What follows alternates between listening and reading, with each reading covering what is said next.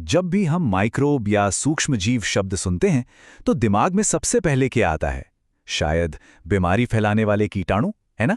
लेकिन क्या हो अगर ये अदृश्य जीव असल में हमारे सबसे बड़े सहयोगी हों? आज हम इसी छिपी हुई दुनिया की पड़ताल करने वाले हैं। तो यही सवाल हमें एक ऐसी दुनिया में ले जाता है जो हमें दिखती तो नहीं, पर हमारी जिंदगी के, आप कह सकते हैं, हर पहलू को चला रही है। तो आखिर ये सूक्ष्म जीव हैं क्या? देखिए, आसान शब्दों में ये इतने छोटे जीव हैं कि इन्हें देखने के लिए एक माइक्रोस्कोप की जरूरत पड़ती है। मतलब एक अकेला माइक्रोब तो दिखेगा नहीं, लेकिन जब लाखों करोड़ों एक साथ आ जाते हैं, एक कॉलोनी बना लेते हैं, तब हमें वो दिखाई देते हैं। सबसे बढ़िया उदाहरण दही का जमना। तो चलिए इस अदृश्य दुनिया की खोज शुरू करते हैं, एक ऐसी जगह से जहां हम सब रोज जाते हैं, हमारी अपनी रसोई, जहां ये छोटे छोटे हेल्पर्स हर रोज कमाल करते हैं। सबसे क्लासिक एग्जाम्पल है दूध से दही का बनना। होता क्या है कि लैक्टिक एसिड बैक्टीरिया, जिन्हें हम LAB भी कहते हैं, वो दूध में मौजूद प्रोटीन को जमा देते हैं, उसे गाढ़ा बना देते हैं। और पता है सबसे कमाल की बात क्या है?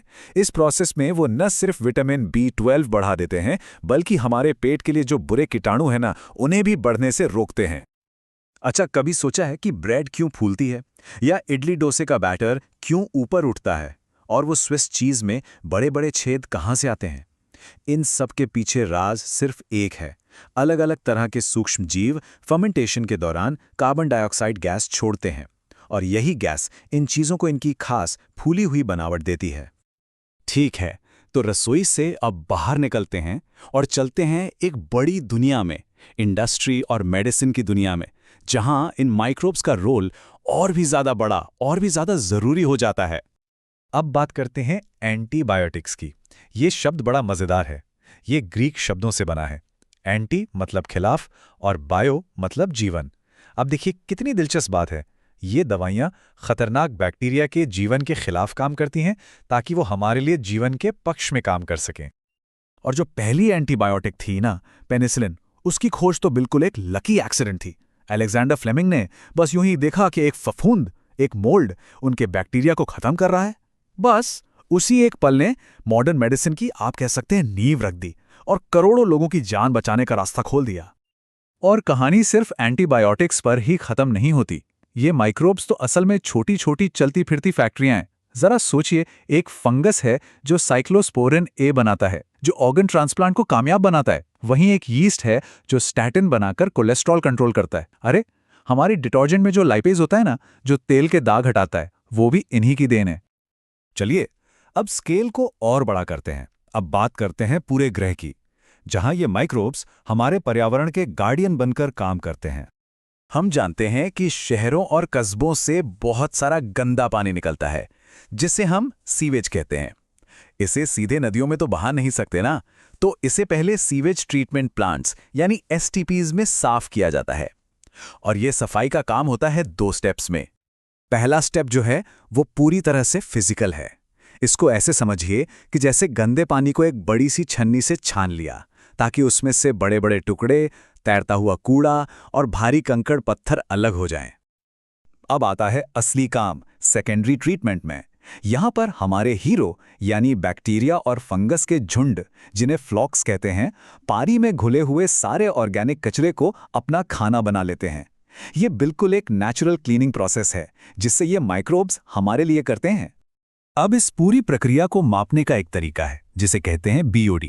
अगर आसान भाषा में समझें तो ये पानी में मौजूद कचरे के लिए माइक्रोब्स की भूख को मापता है। मतलब उन्हें कचरा साफ करने के लिए जितनी ऑक्सीजन चाहिए, बस वही है BOD। तो नियम बिल्कुल सीधा है। पानी में जितनी ज्यादा गंदगी होगी, माइक्रोब्स को उसे साफ करने के लिए उतनी ही ज्यादा ऑक्सीजन लगेगी। इसका मतलब पानी का BOD जितना ज्यादा, वो पानी उतना ही ज्यादा पोल्यूटेड माना जाएगा। सिंपल। और कहानी यहां भी खत्म नहीं होती। पानी साफ करने के बाद जो कीचड़ या एक्टिवेटेड स्लज बचता है, वो भी बेकार नहीं जाता। दूसरे तरह के बैक्टीरिया, जिन्हें मीथेनोजेन कहते हैं, इस कचरे को खाते हैं और बनाते हैं बायोगैस, जो कि ज्यादातर मीथेन होती है। मतलब कचरे से क्लीन एनर्जी। चलिए पानी से अब जमीन की तरफ चलते हैं, खेती बाड़ी की ओर। यहाँ भी माइक्रोब्स एक बहुत ज़रूरी काम करते हैं, केमिकल कीटनाशकों का एक नेचुरल और सटीक विकल्प बनकर। देखिए, जो केमिकल पेस्टिसाइड्स होते हैं वो अच्छे और बुरे हर तरह के कीड़ों को मार देते हैं, लेकिन ये जो बायो कंट्रोल एजेंट्स हैं ना, ये एक सर्जिकल स्ट्राइक की तरह काम करते हैं। मतलब लेडी बर्ड सिर्फ एफर्ट्स को खाएगी और बैसिलस थोरिंजिस बैक्टीरिया सिर्फ कैटरपिलर को ही टारगेट करेगा। ये है प्रकृति का कीड़ों को कंट्रोल करने का अपना समझदार और सेफ तरीका।